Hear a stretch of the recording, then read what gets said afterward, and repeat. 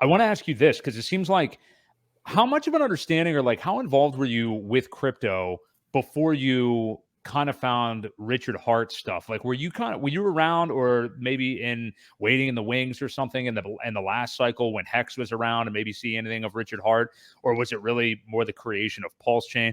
What was it?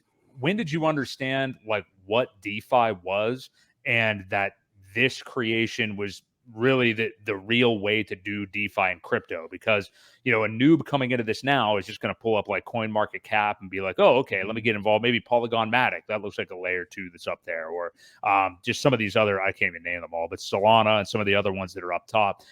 How did you get your education wise? Like, how did you get to the point where you were like, oh, okay, like Richard Hart's the guy I want to follow? When did you realize that he was the person you wanted to, put your investment into with the products that he helped create? When did you realize that that was the way that you wanted to take it in your kind of crypto journey of understanding? Yeah, I would say I've been involved since 2017 is when I discovered Bitcoin.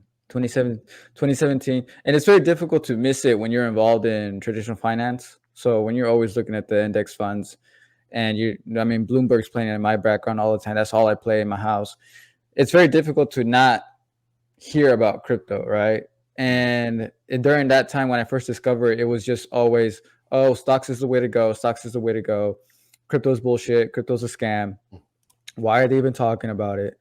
And just like everybody, right? So what's interesting is that people like in this video chat right now, the people who are listening, who are newbies, man, they don't realize that they can save 8 years of fuck ups just by taking action onto what we have to say. Crypto Coffee Matt, he did 6-7 years of trial and error before he discovered Hex, right? And he's trying to give everybody the shortcuts. We're doing the same thing. Just like I gave my brothers the shortcuts of trial and error, there are people who, if they just listen to what we have to say, they get that shortcut. And so I was involved in Bitcoin, and my first ever attempt in crypto was to do arbitrage trading between the exchanges. I saw that there was a mispricing in the assets between different exchanges, and I wanted to capitalize on that, on the spread, and use volume to create an income.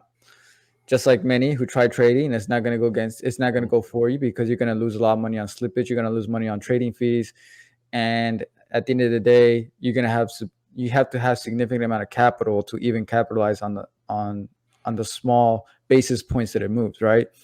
So for years, all I did was watch from a distance. Then I tried to trade Ethereum. I tried to trade Bitcoin, which was stupid because the volatility was so heavy that one wick would take out your position.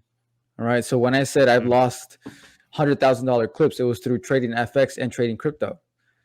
And it wasn't until a couple years later that I didn't want anything to do with it. I didn't want to touch crypto. I didn't want to touch Bitcoin. And then 2 years ago to the day, a friend told me that he learned from another friend that he introduced him to PulseX sacrifice. And he said, hey, we've known each other for a long time, because that was his friend from many, many years ago. And he said, Johnny Chaos. I love his stuff. Yeah, he's good. But anyways, he said, hey, I'm gonna throw this to you. You do what you want. And my friend ended up putting a couple thousand into the sacrifice, and then he introduced me to PulseX in like December of so I missed the PulseChain sacrifice.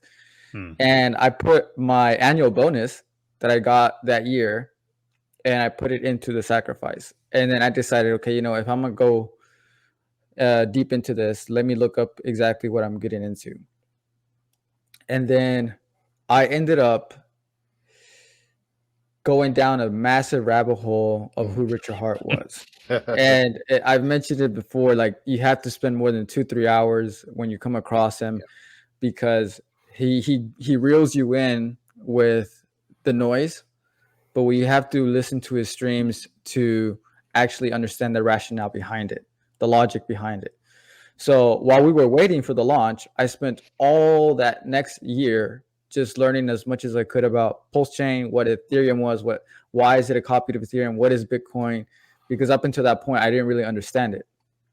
And then the last year, which was the year prior to the launch, is when I started going heavy into understanding what PulseX was, why it's so special, why is it a copy of Uniswap, and all these different things. And the closer we got to launch, the more convicted I had.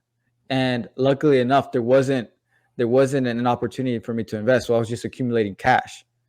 By the time it launched, I was just DCAing bullets, like bullets. And then I had the more I learned about why Michael Saylor was in Bitcoin, the more conviction I had. So that big light bulb moment happened, understanding devaluing of fiat and why everything priced against it goes up. And then that's when I decided, you know what?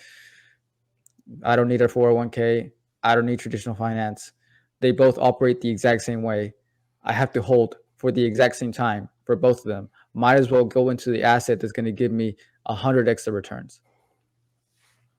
Awesome. What you're saying and the point you keep returning to makes so much sense. And I think for a lot of maybe the younger or inexperienced investors in crypto that have that lottery ticket mindset, it would help so much, because all you're saying is like the depreciation of fiat, like just by simply holding crypto, you know what I mean? You're already winning as a hedge against that devalue, because, you know, and there's really nothing else in the world that's going to perform better than that. And obviously we feel like we're in the best ecosystem there is. And I agree with what you said about Richard Hart so much. I mean, there is that, you know, he is a master salesman, and he does have that, he does reel you in with the personality and whatever everybody uses the phrase like outrage marketing that he was doing a couple of years ago. But he does reel you in with that. But I just don't think that we can be as ignorant and dismissive these days, especially, you know, we've had a pretty popular president in this country, Donald Trump, who may very well be again here in a matter of months, that does similar things, that kind of reels you in. And then you hear the guy speak and you're like, you know what, maybe there's a little bit more to this. And certainly on Richard Hart's streams, there is a lot there. So I appreciate that.